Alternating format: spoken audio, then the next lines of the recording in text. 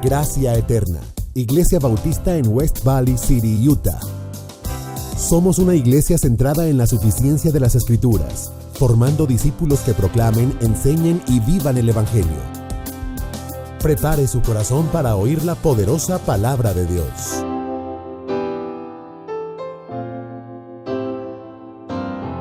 Acompañe desde el versículo 1 hasta el versículo 7. Así que vamos a leer todos juntos la palabra. Apocalipsis capítulo 2, versículo 1 al versículo 7. Le voy a pedir que en reverencia a su palabra me acompañe de pie y podamos hacer lectura de ella todos juntos desde el versículo 1 hasta el versículo 7. Dice la poderosa palabra del Señor: escribe al ángel de la iglesia en Éfeso, el que tiene las 7 estrellas en su diestra, el que anda en medio de los 7 candeleros de oro, dice esto: yo conozco tus obras y tu arduo trabajo y paciencia, y que no puedes soportar a los malos, y has probado a los que dicen ser apóstoles y no lo son, y los has hallado mentirosos. Y has sufrido y has tenido paciencia y has trabajado arduamente por el amor de mi nombre y no has desmayado. Pero tengo contra ti que has dejado tu primer amor. Recuerda, por tanto, de dónde has caído y arrepiéntete y haz las primeras obras, pues si no, vendré pronto a ti y quitaré tu candelero de su lugar si no te hubieres arrepentido. Pero tienes esto, que aborreces a los nicolaitas, los cuales yo también aborrezco. El que tiene oído, oiga lo que el Espíritu dice a las iglesias. Al que venciere le daré a comer del árbol de la vida, el cual está en medio del paraíso de Dios. Padre, estamos ante tu infalible, perfecta y suficiente palabra tuya, Señor.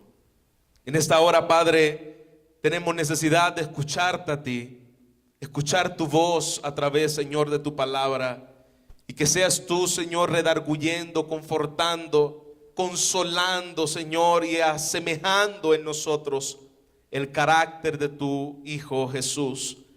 Padre, te pedimos que tu Espíritu hable a nosotros. Señor, estamos ansiosos y deseosos porque esta palabra en nuestras vidas, Señor, tenga un efecto transformador, Padre, que quebrante nuestros corazones y podamos comer de ella y deleitarnos en ella, Señor, como aquella dulce miel que baja a nuestro paladar.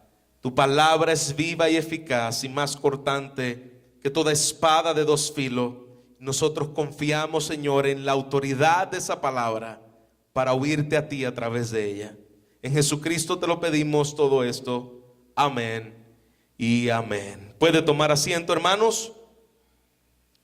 Vamos a conocer un poquito acerca del contexto en el cual se escribe esta carta de Efesios. Éfeso queda en la costa de Asia Menor. Era una ciudad muy conocida a las orillas del mar Egeo y fue una de las 4 grandes ciudades del Imperio Romano. Como bien sabe, el Imperio Romano tenía una conquista mundial en el cual ellos tenían el control aparentemente del mundo entero, y Éfeso era una de esas 4 ciudades que gobernaba precisamente el Imperio Romano durante el tiempo del Nuevo Testamento. Al ser también una ciudad portuaria, es decir, que llegaban muchos puertos, barcos y traían mercancía que llevaban a diferentes ciudades. Se le conocía como la puerta de Asia a esta ciudad de Éfeso. Las razones que se le conocía así: era un puerto rico, no es que era Puerto Rico, era un puerto rico en muchas cosas, en oro, en petróleo, en políticamente, económicamente, religiosamente. Era una ciudad muy famosa. Políticamente, esta ciudad de Éfeso entendía que el emperador romano vivía en esa época. El que vivía en esa época consideraban que ellos vivían en ese lugar, y muchos consideraban a Éfeso como la capital funcional de Asia. aunque Pérgamo era la capital de Asia para aquel tiempo. Pero era tanto el auge de esta ciudad que le llamaban como la capital funcional de Asia, la ciudad de Éfeso. También económicamente era muy poderosa esta ciudad porque estaba situada estratégicamente entre el norte y el sur. Estaba en el medio de la ciudad, de la nación de Asia, y era el centro de flujo comercial. Por ahí tenían que pasar todos para distribuir las demás mercancías en toda la región. Y religiosamente era poderosa porque era el lugar donde se celebraba el culto a la famosa diosa llamada Artemisa, o conocida como Diana. No sé si ustedes han escuchado de la famosa diosa grecorromana en medio de las películas que usted ve de estos dioses grecorromanos de fantasía, pero para ellos era una verdad. Esta mujer, Diana de los Efesos, ellos le daban culto y rendían fiesta a esta estatua o esta mujer llamada Diana. Este lugar se conocía como por ser la séptima maravilla del mundo antiguo en la era en la cual ellos se encontraban. Éfeso tenía muchos habitantes de diferentes etnias. Y eso lo hacía una ciudad rica, eso lo hacía una ciudad interesante, donde iba mucha gente a visitar y a vivir. Ahí, en ese contexto, se funda la iglesia. Por primera vez el apóstol Pablo fue el fundador de esta iglesia en Éfeso en su segundo viaje misionero. En su segundo viaje misionero él llega a esta ciudad de Éfeso y comienza a predicar el evangelio, y deja en aquella ciudad como ministros o plantadores a una pareja llamada Priscila y Aquila. Y allí Priscila y Aquila fueron los que esta pareja fueron los que Pablo dejó para fundar y plantar esta iglesia en la ciudad de Éfeso. Más adelante viene a evangelizar el conocido Apolos, el conocido hombre que tenía denuedo en la palabra, un hombre bien articulado. Viene como su tercer viaje misionero a estar en esta ciudad de Éfeso. Y más adelante Pablo regresa a Éfeso y está allí por 3 años, traversando la iglesia, fundando la iglesia, poniendo los cimientos firmes como apóstol de la iglesia. Y la iglesia comienza entonces a tener un impacto poderoso en medio de esta ciudad. La iglesia comienza a entrar en medio de la predicación en estas áreas, donde la gente comienza a dejar, por medio de la predicación del evangelio, dejar las prácticas inmorales paganas. Fue un avivamiento tal que dice la palabra en Hechos capítulo 19, hablando de esta iglesia de Éfeso, dice su palabra que los magos traían los libros de magia y los quemaban. Era un avivamiento poderoso, era la presencia de Dios moviéndose en medio de esta ciudad de manera genuina y real. Dice que los magos traían los rollos y los libros y quemaban en aquel lugar toda aquella práctica de magia y de idolatría en el cual estaba sumergida la ciudad de Éfeso. Dios había llegado a Éfeso. Sin embargo, siempre que Dios llega a un lugar, siempre que la palabra de Dios llega a un lugar, siempre que Dios comienza a plantar una iglesia en un lugar, bien decía Martín Lutero, el diablo planta una sinagoga. Satanás va a comenzar a perseguir, Satanás va a comenzar a hacer la vida imposible para el avance del evangelio, y esto fue lo que comenzó también a suceder en Éfeso. La iglesia de Éfeso comienza a ser perseguida por falsos maestros y comerciantes. Había uno que dice la palabra llamado Demetrio, en el cual precisamente este hombre practicaba la magia y la brujería, y provocó eventualmente que el apóstol Pablo se tuviera que ir de esta ciudad de Éfeso.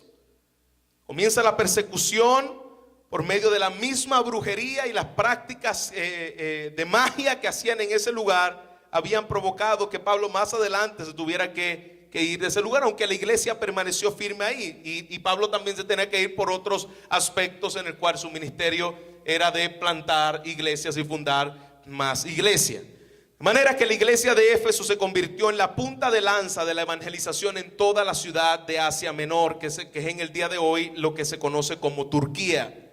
Allí en esa ciudad el apóstol Pablo comienza, establece esta iglesia, la deja firme, y Es por eso entonces que cuando Jesucristo le envía a las iglesias las 7 cartas que estaremos estudiando, la primera iglesia a cual él se dirige es precisamente esta iglesia de Éfeso. ¿Por qué? Porque era la iglesia que más influencia tenía entre todas las otras 7 iglesias, las 6 iglesias que están en Asia Menor. Entonces estas iglesias todas están en Asia, las 7 que le escribe. Y esta específicamente de Éfeso es la primera porque se le conoce como la madre de las demás iglesias. De aquí salía el ayuda a otras iglesias, de aquí salía el consejo a otras iglesias, y por lo tanto Juan recibe de parte de Jesucristo esta carta en el cual veremos varias cosas en el día de hoy. Estaremos viendo la encomienda que Jesucristo le da a Juan. Estaremos viendo el saludo, la alabanza, estaremos viendo reproche, consejo, advertencia, llamado y promesa. Todo eso vamos a ver hoy, todo eso vamos a ver en el día de hoy. Mira lo que dice el versículo 1 de Apocalipsis capítulo 2. Dice: escribe al ángel de la iglesia de Éfeso. Y ya sabemos por qué le escribió por primera vez esta carta. Era la madre de las demás iglesias y la primera en ser plantada en aquel lugar. Por lo tanto, esta iglesia tiene influencia y le dice: escribe al ángel de la iglesia en Éfeso, el que tiene las 7 estrellas a su diestra y el que anda en medio de los 7 candeleros de oro, dice esto. Miremos y observemos el versículo 1.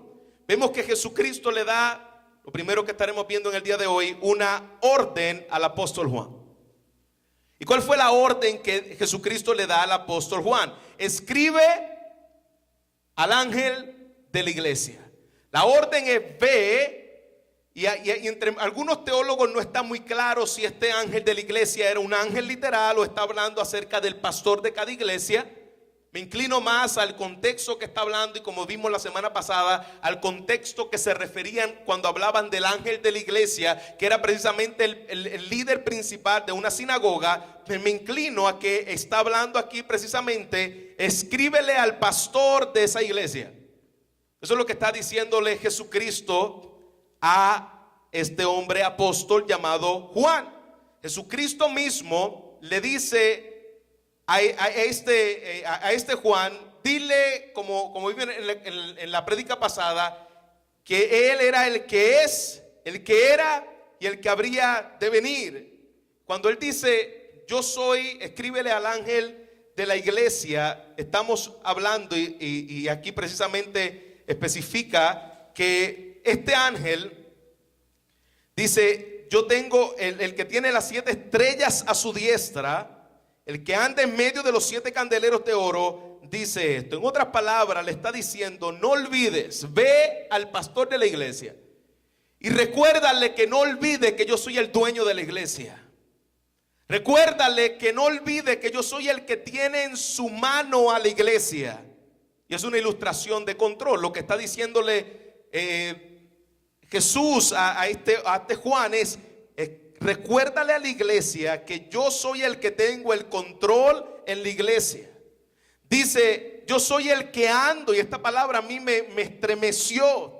Yo soy el que ando en medio de la iglesia. Díselo al pastor de la iglesia que yo soy el que ando en medio de la iglesia. Pon esa imagen en tu mente, iglesia. Dice su palabra: yo soy el que ando en medio de los 7 candeleros. Eso nosotros lo vimos la semana pasada. ¿Qué era lo que significaba esos 7 candeleros? La iglesia. Jesucristo le está diciendo: recuérdale al pastor de esa iglesia que yo soy el que camino en medio de ella. ¿Usted puede pensar eso? ¿Usted puede imaginarse eso? ¿Usted puede ¿cómo se dice? Internalizar esta verdad? Cristo está andando, moviéndose, observando la iglesia. El Cristo vivo nos ve. Así que eso le debería traer al pastor, cuando escuchó esto, descanso, pero a la misma vez le debe haber puesto urgencia. Yo, Jesucristo, soy el que camino en medio de la iglesia. Yo soy el que me muevo en medio de ella. Recuerda que yo soy el que tengo, dice mi palabra, los ojos como llama de fuego. Y yo soy el que veo las intenciones del corazón de los hombres. Yo me muevo en medio de la iglesia. Gloria a Dios por eso. Dios está en medio de su pueblo. Y Dios está viendo las motivaciones del corazón de su pueblo. Y el versículo 2 dice: y yo conozco tus obras. Yo soy el que me muevo en medio de la iglesia. Yo soy el que observo lo que sucede en la iglesia. Y yo conozco tus obras. Y aquí le da la encomienda de saludo y de alabanza. Comienza diciéndole: iglesia de Éfeso, yo los conozco. Podemos decir en el día de hoy: iglesia en Wells Valley, yo los conozco a ustedes. Yo sé lo que hay en ustedes. Yo sé lo que está en tu corazón. Yo conozco las intenciones del corazón. Tal vez yo no los conozca a ustedes como pastor completamente, pero su palabra dice: yo les conozco. Jesús les conoce a ustedes. Jesús sabe lo que hay en tu corazón. Y eso nos debe quitar toda hipocresía. Esto nos debe quitar a nosotros toda aquella manera de vivir, de aparentar de los demás. Queremos que otros nos miren y que de alguna manera puedan reconocerlo, pero ante Jesús tú no puedes aparentar.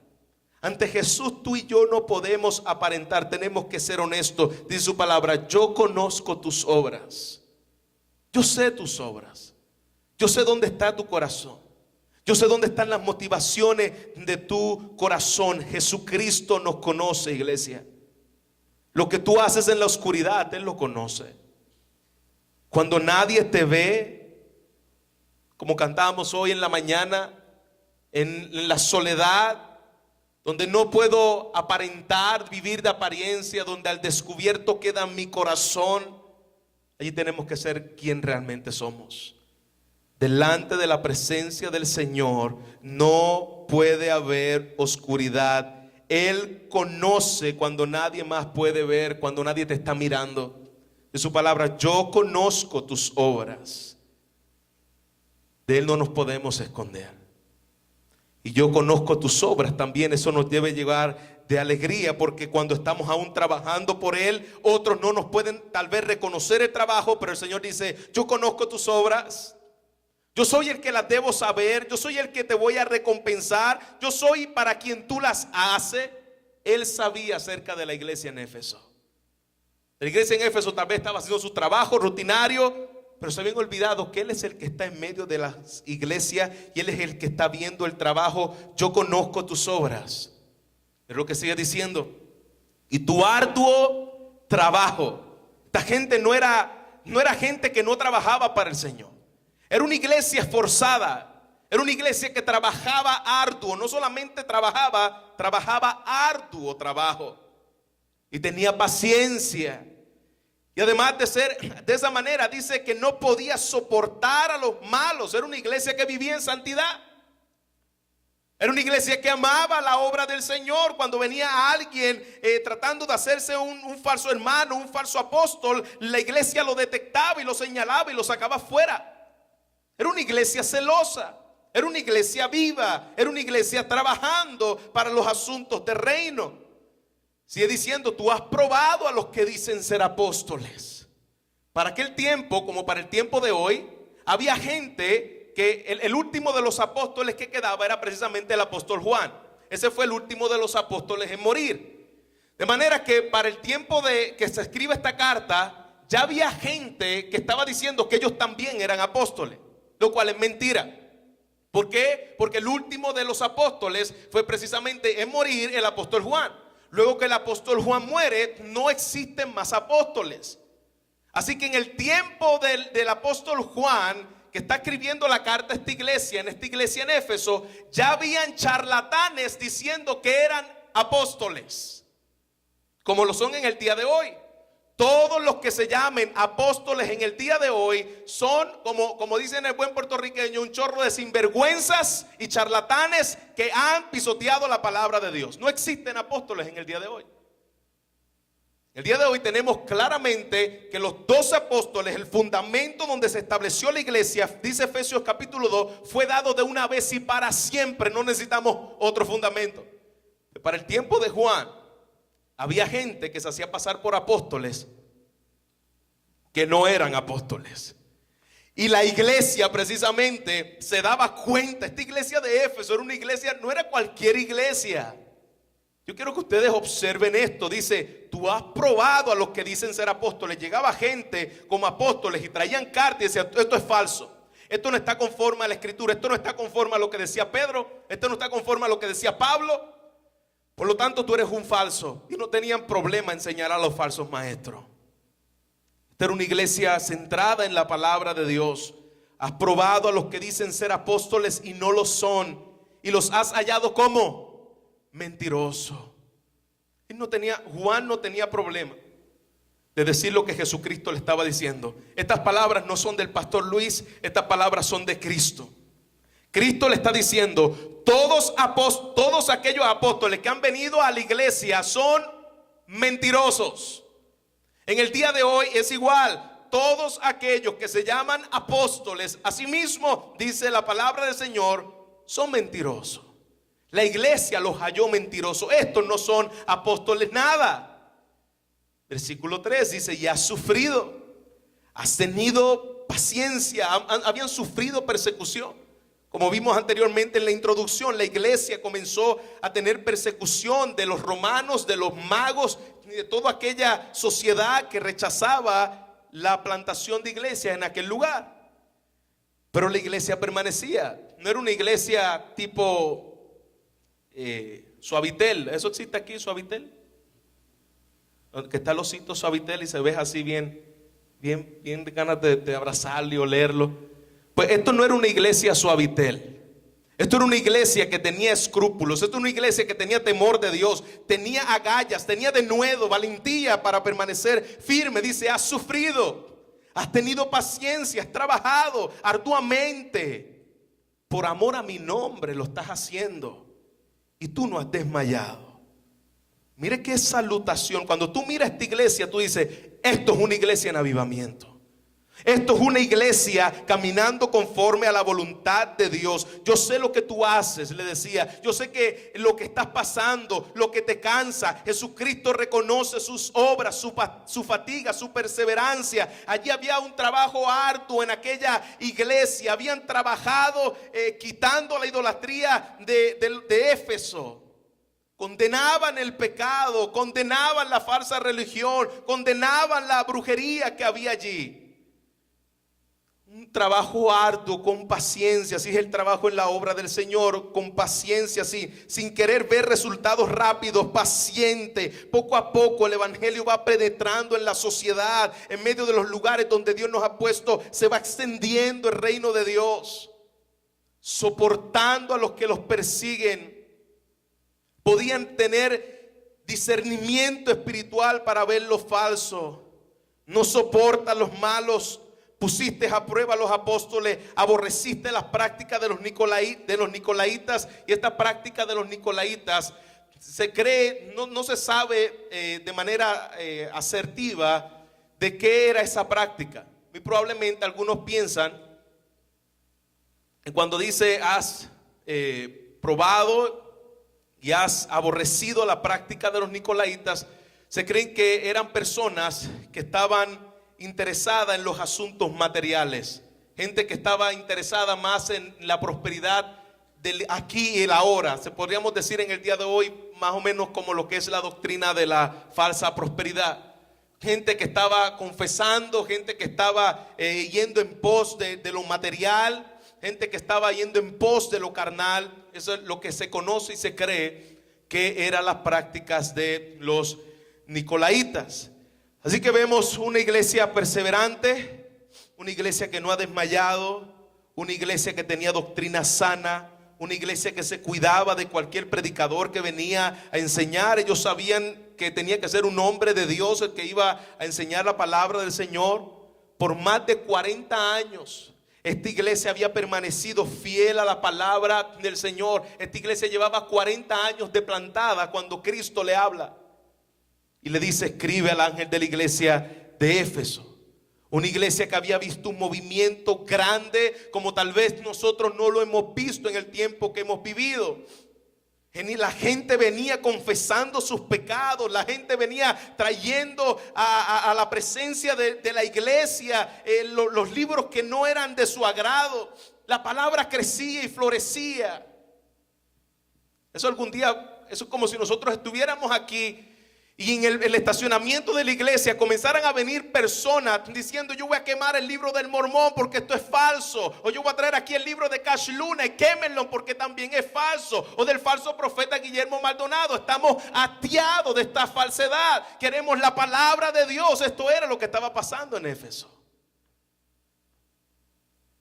No queremos falsedad, queremos la palabra de Dios. Dice su palabra que la iglesia crecía, la iglesia prevalecía poderosamente. Jesús tenía muchas cosas buenas que decir de esta iglesia.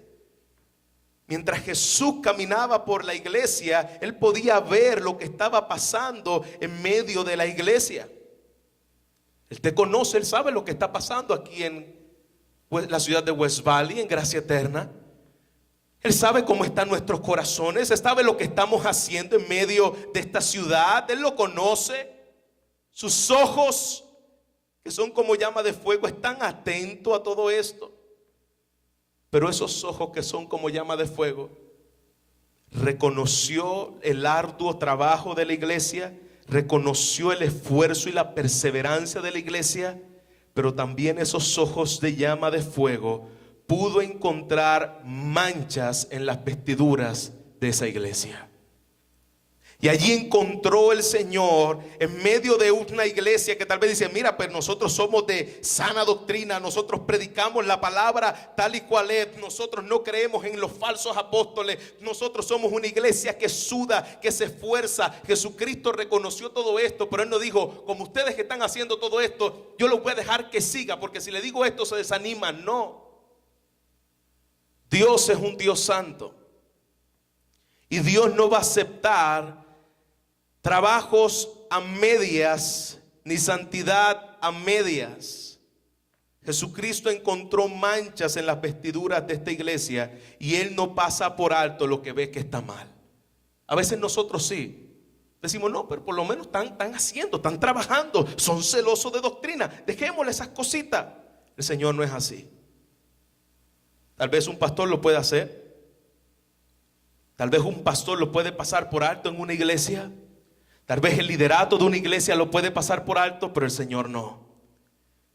Dice su palabra que el Señor encontró manchas en sus vestiduras. Jesucristo vio algo feo y equivocado. Estas cosas que están bien, la iglesia va encaminando bien, pero hay una alerta roja, hay algo feo, hay algo equivocado, hay algo que no está bien en el asunto de la iglesia. Hay algo con respecto a la santidad, hay algo con respecto al amor por mí que anda mal. Aquel que nos escogió para que seamos santos y manchas delante de Él. Iglesia, no crea que si algo está equivocado Jesús lo va a pasar por alto. No creas eso. Pero hay algunas cosas buenas, entonces Jesús va a pasar lo demás por alto. No. Es lo que dice el versículo 4.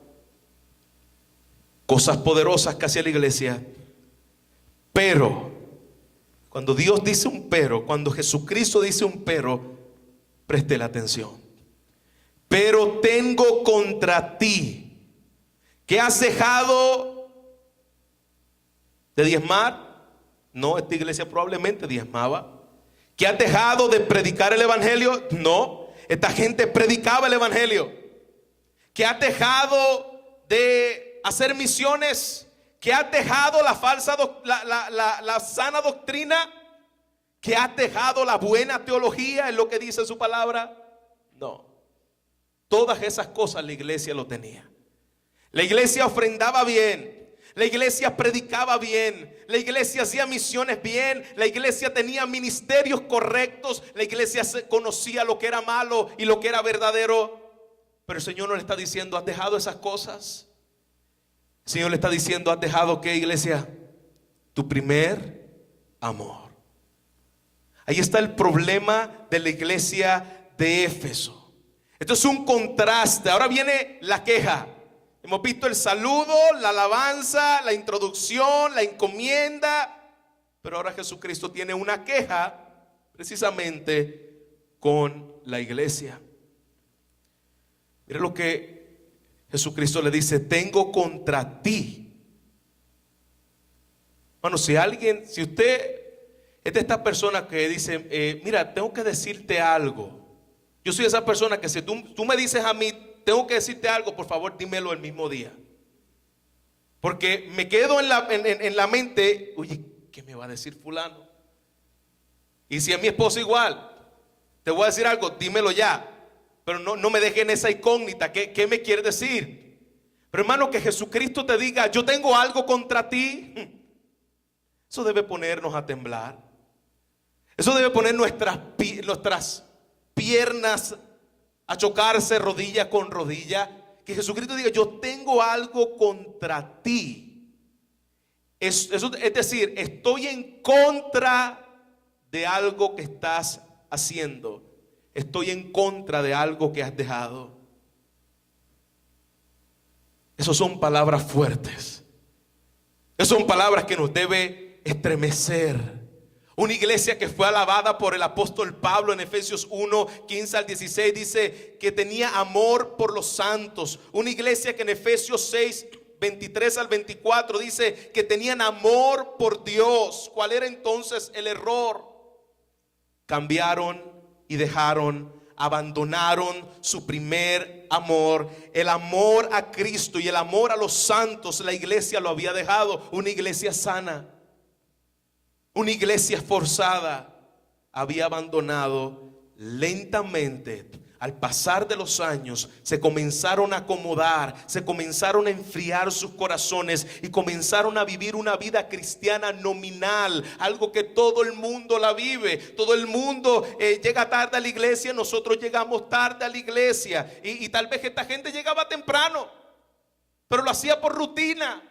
Habían perdido precisamente esa pasión y ese amor por la persona de Jesucristo.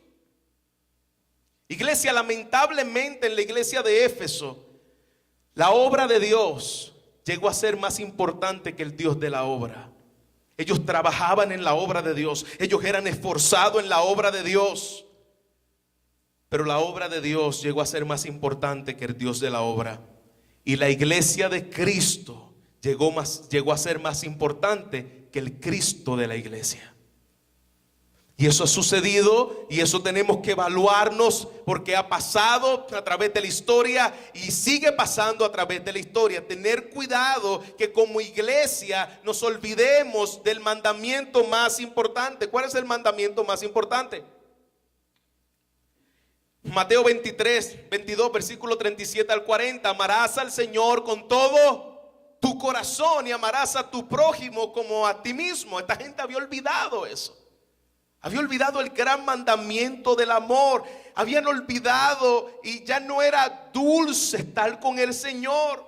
Habían perdido la pasión. Jesús les dice: si tu amor por mí, iglesia, gracia eterna, no está caliente, si tú no tienes pasión por mí, yo no me complazco de ustedes. Aunque hagan muchas cosas para mí, si tu amor por mí no es algo vivo, no es algo real, yo no me complazco de ustedes. Esto es fuerte. Iglesia, Jesucristo es un Dios celoso. Jesucristo no comparte su gloria con nadie. Él quiere nuestro amor de una manera seria. Él demanda nuestro amor. Él tiene un amor celoso por nosotros. Él no va a compartirte con los amantes del mundo. Él no lo va a hacer. Por eso le dice a la iglesia de Éfeso: has dejado tu pasión por mí, has dejado de amarme, has dejado de intimidar conmigo. Dice el doctor D.A. Carson: todavía proclamaban la verdad, hablando de este pasaje, pero ya no le amaban apasionadamente. Ellos seguían realizando buenas acciones, pero ya no era por amor. Tenían fraternidad y compromiso, conservaban la verdad y daban el testimonio con valentía, pero se olvidaron de que el amor es el gran testigo de la verdad.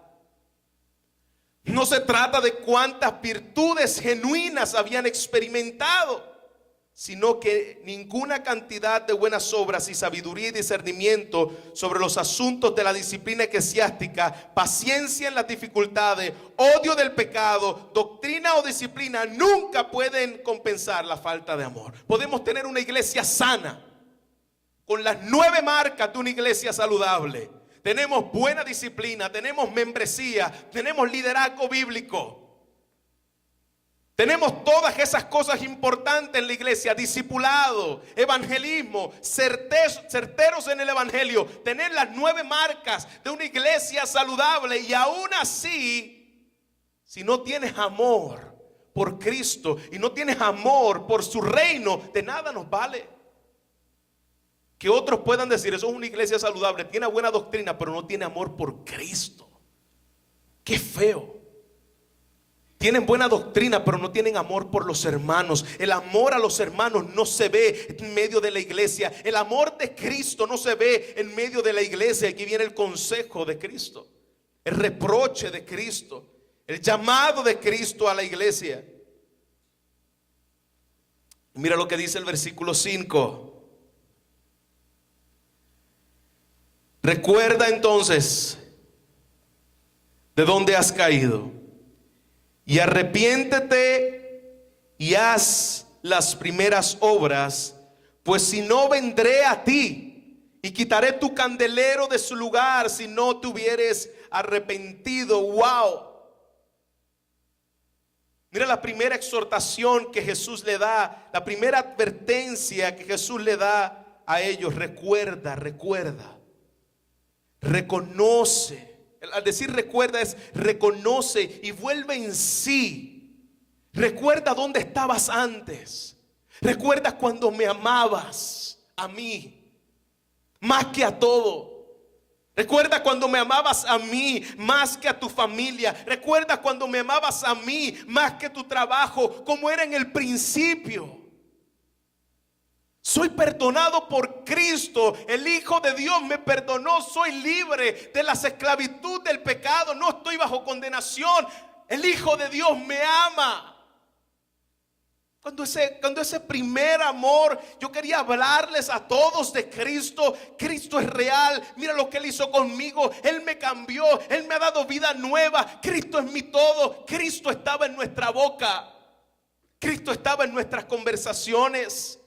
La palabra era dulce a nuestro paladar. Queríamos venir a la iglesia y escuchar su palabra anhelantemente. Quiero devorar los versículos. Quiero saber más. ¿Dónde está mi Cristo?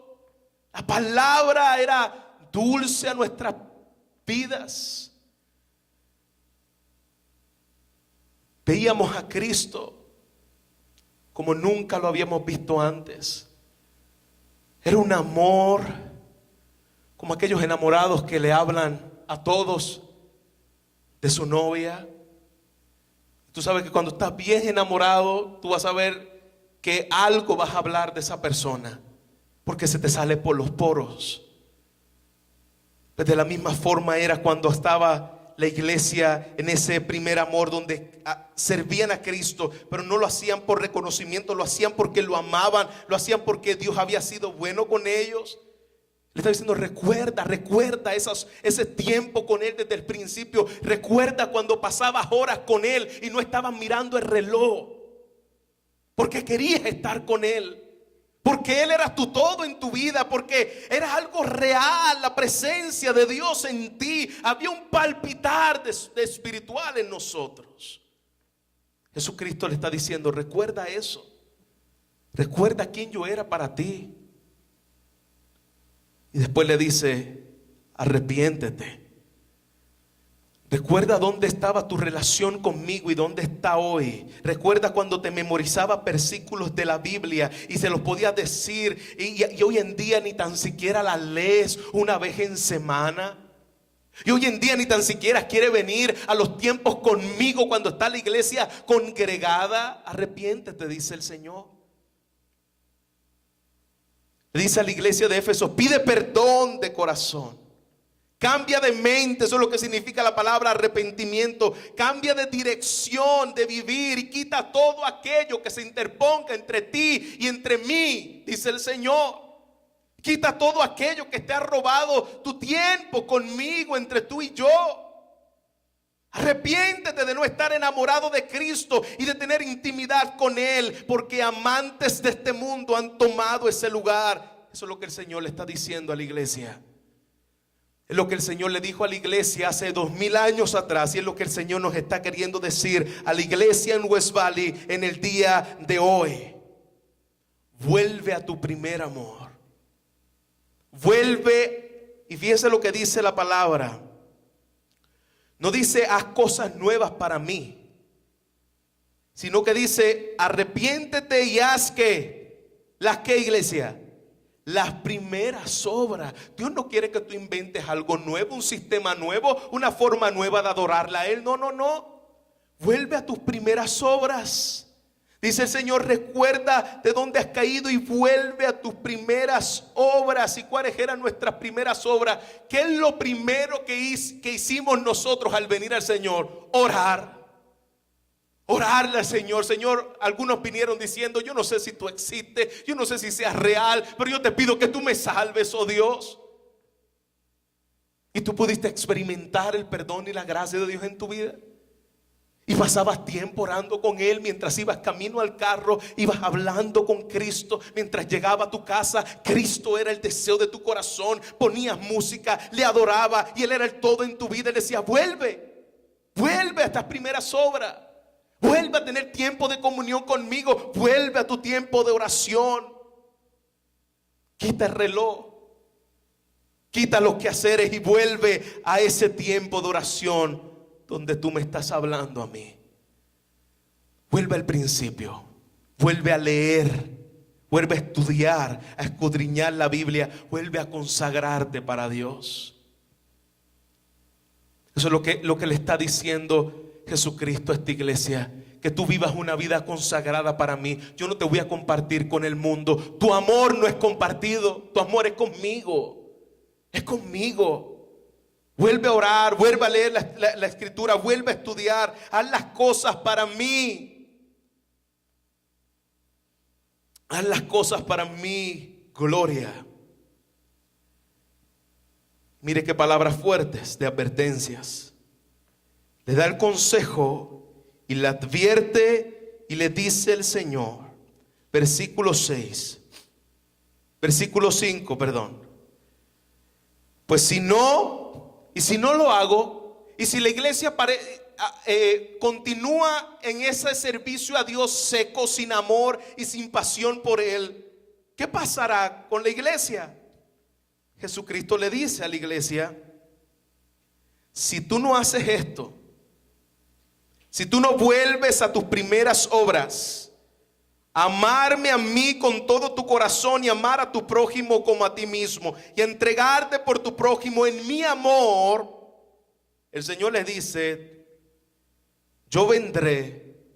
Yo estoy en medio de la iglesia, pero yo voy a venir. Y voy a venir sobre la iglesia de Éfeso. Yo vendré pronto a ti y quitaré tu candelero de su lugar si no te hubieres arrepentido. Está diciendo el Señor: si tú no te arrepientes, si la iglesia no se vuelve a mí, si el corazón de mis hijos no se vuelven a mí, yo voy a remover tu candelero. ¿Qué quiere decir eso? ¿Qué significa el candelero? Las iglesias. Es decir, el Señor está diciendo: si ustedes no se vuelven a mí, yo voy a pasar juicio sobre ti, porque yo soy un Dios celoso. Es decir, la iglesia que levanté, y aquí no está hablando de salvación, Aquí no está hablando de que la salvación se pierde. Nosotros sabemos que la salvación es firme. Si Dios te salvó, te dio un nuevo corazón, eres una nueva criatura y vives para su gloria y te ha dado la vida eterna. Aquí no estamos hablando de que vas a perder tu salvación. Aquí está hablando de una iglesia que Dios pasó juicio y la sacó de ese lugar. Hasta el día de hoy, la iglesia de Éfeso no existe. Si usted va a Éfeso, donde estaba esta iglesia, no queda allí nada de cristianismo. Dios quitó la iglesia de allí. Y pastor, ¿y Dios hace eso? Aquí lo vemos claramente.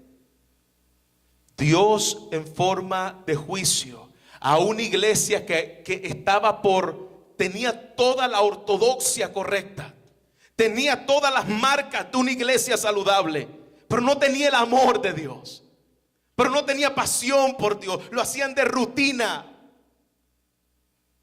Usted se imagina lo horrible que debe ser en una pareja que tenga intimidad y que esté en la alcoba de su hogar teniendo una relación por rutina, que le cocine por rutina, que tenga intimidad por rutina, pero su corazón no está allí. Eso es lo que estaba pasando aquí. La iglesia estaba haciendo todo por rutina. Llegaban el domingo, si el domingo es el día del culto, aquí vamos a estar. Y cuando llegaba el tiempo de adoración, sus corazones permanecían iguales. No había pasión por Dios, no había deseo de adorarle. Y el Señor vino y quitó su candelero. No hay ni siquiera rasgos de cristianismo en la ciudad de Éfeso, porque la iglesia permaneció apática y Dios en juicio la quitó de ese lugar. Y es cierto, vienen momentos de desánimo. Es cierto, iglesia, que nos deprimimos muchas veces, pero tenemos que luchar por nuestro amor por Cristo. Tenemos que luchar por nuestra intimidad con Él. Lo que dice el versículo 7. Versículo 6, pero tienes esto, que aborrece las obras de los nicolaitas, las cuales yo también aborrezco. Pero le dice a la iglesia: el que tiene oído para oír, oiga lo que el Espíritu dice a las iglesias. Al que venciere, yo le voy a dar de comer, yo les daré a comer del árbol de la vida, el cual está en medio del paraíso de Dios. El que tenga oídos, oiga por el Espíritu Santo. Y cerró con la promesa: aquellos que viven para mí, aquellos que me aman, aquellos que me desean, van un día a estar conmigo y van a comer del árbol de la vida, que ese árbol es Cristo, como dice el libro de Apocalipsis. Manera de aplicación, iglesia: amamos a Dios sobre todas las cosas. Amamos a Dios sobre todas las cosas. El Señor conoce nuestro corazón igual que conocía el corazón de la iglesia de Éfeso. Por lo tanto, en esta tarde, iglesia, le pregunto: ¿no es lo que hemos hecho? ¿No es lo que hemos hecho en medio de la iglesia? ¿No es la rutina lo que distingue a muchos en medio de la iglesia? Pero si amamos a Dios por encima de todas las cosas, si vivimos para Él, esto es imperativo. Esto es imperativo en medio de la iglesia del Señor. Yo no quiero decirte qué estás haciendo para Dios. Yo no estoy diciendo en qué servicio y áreas de la iglesia tú debes trabajar. No te estoy preguntando eso en el día de hoy. No te estoy diciendo si sirve, no estoy diciendo si predica, no estoy diciendo qué cosas ha hecho en la iglesia, no estoy diciendo cuántas ofrendas o diezmas en la iglesia. Yo estoy diciendo cómo está tu amor para con Cristo. ¿Cómo está tu amor para con Él?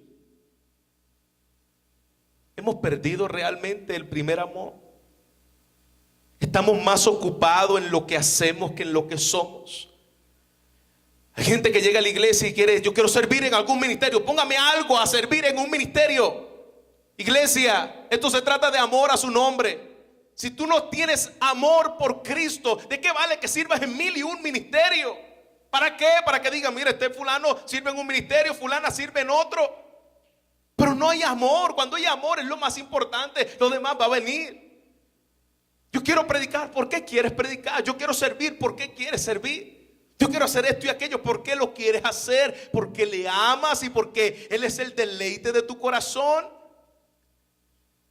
Es el motivo y la razón por lo que hacemos. El enfriamiento, iglesia, de nuestro amor hacia Dios tiene que ver en tu enamoramiento con Él. No estoy hablando de enamoramiento de manera romántica. Estoy hablando de la obediencia a Él. Estoy hablando del tiempo con Él. No es lo que hacemos, es lo que somos. Trabajos, sueños, metas, familia, finanza, casa, no se puede comparar, no se puede poner en el medio entre tú y Dios. Eso no puede ser una competencia. A veces decimos, Dios es el primer lugar en mi vida, Jesucristo es el primero en mí. No debe ser así. Jesucristo no debe ser tu primero, Jesucristo debe ser tu todo en tu vida. Porque si es un primero, está compitiendo con segundo y con tercero. Jesucristo no es mi primer lugar, Jesucristo es todo en mí. Él no está compitiendo con otros. Él es todo en mi vida. Le somos infieles a Dios porque le estamos siendo fiel a otra cosa. Así es. No podemos decir que yo le estoy siendo infiel a Dios y estoy en un término neutro. No, no, no. Si no le estamos siendo fiel a Dios, estamos siéndole fiel a otra cosa. En el día de hoy hay un partido importantísimo para los que les gustan el fútbol. Está Chile jugando con Argentina, la final, y me temo que algunas iglesias y algunos argentinos o chilenos, si se hubiese puesto ese horario en la hora del culto, decían, lo siento, Señor, este juego es el último, yo no lo voy a ver. Domingo lo hay todos los domingos en la iglesia, pero este juego yo no me lo pierdo. Evidencia lo que está en tu corazón. Evidencia lo que realmente tú amas. Y pastor, ¿está mal ver deporte? No, no, no. No está mal. Juéguenlo y véanlo. Pero eso no debe ser la pasión de tu corazón. Eso no debe ser el amor de tu corazón. Eso no debe ser ni tan siquiera una opción. Voy a quedarme viendo el culto, el juego. Y el Señor, pues ahí en la semana volvemos otra vez. Dios prueba nuestros corazones. Dios prueba dónde está realmente nuestro corazón. Por eso es que todo cristiano debe pensar en esta tarde y revisar nuestro corazón con Dios. Quizás tenemos conocimiento de Dios, quizás hemos hecho mucho para Dios, quizás hemos trabajado para el Señor, pero nos hemos alejado de Dios. Iglesia, yo no quisiera terminar. Llevamos 1 año y medio aquí. Y yo no sé cuánto tiempo Dios nos permita tener esta iglesia. Yo no sé cuánto tiempo el Señor me permita pastorear y predicar su palabra. Pero si algo yo le pido al Señor, Señor, yo no quiero terminar como Efesios. Yo no quiero que nos reconozcan por una iglesia que tiene buena doctrina, que tiene muchas marcas de una iglesia saludable, pero una iglesia que perdió un amor por Dios. Una iglesia en que ha perdido el deseo y la pasión por el Señor. Como pastor de esta iglesia, yo no quiero eso ni para mí ni para ustedes. Que la iglesia bautista Gracia Eterna seamos cristianos y una iglesia que se parezca a la vida de Éfeso. Yo no quiero eso. Claro que quiero que sirvamos y perseveremos como lo hicieron los Éfesos. Claro que sí. Claro que quiero que seamos, que no soportemos a los malos como lo hicieron ellos. Que señalemos a los falsos como lo hicieron esta iglesia. Que aborrezcamos las prácticas de los herejes. Sí, hagamos eso. Que no desmayemos ante la persecución. Sin embargo, no quiero que seamos reconocidos por eso nada más. Y que nos conozcan como iglesia por eso nada más. Quiero que Cristo en nuestros corazones, en nuestras intenciones, en nuestros motivos, que le amemos a Él sobre todas las cosas. Que ese sea el amor, que sea evidente en lo que hacemos para Él. que aborrecemos cualquier cosa que quiera ocupar el lugar de Cristo en mi corazón y en mi vida. Todo lo que se interponga entre vosotros. Quiero que seamos una iglesia que ora, que estudia, que comparte, pero sobre todas las cosas, que seamos una iglesia que amemos. Que le amemos a Él. Que nos distingamos. Esta iglesia son gente que ama. Que ama a Dios sobre todas las cosas y que aman a los demás y se entregan por los demás. Iglesia, roguemos a Dios que la iglesia Gracia Eterna y cada creyente y miembro de este lugar no solo tenga una buena ortodoxia y doctrina, no solo tenga una buena teología, y que tengamos teología correcta, doctrina correcta, pero con un corazón incorrecto. Yo quiero tener doctrina correcta, teología correcta, ortodoxia correcta, pero un corazón correcto delante de Dios. Eso es lo que nosotros anhelamos. No queremos ser una iglesia fría, no queremos ser una iglesia indiferente, queremos ser una iglesia que ama. ¿Cuántos dicen amén? Yo quiero una iglesia que ame al Señor, que viva para el Señor, que nos amemos los unos a los otros y que Cristo sea exaltado en medio de nosotros. Si usted está de acuerdo conmigo, yo quiero que usted se ponga de pie.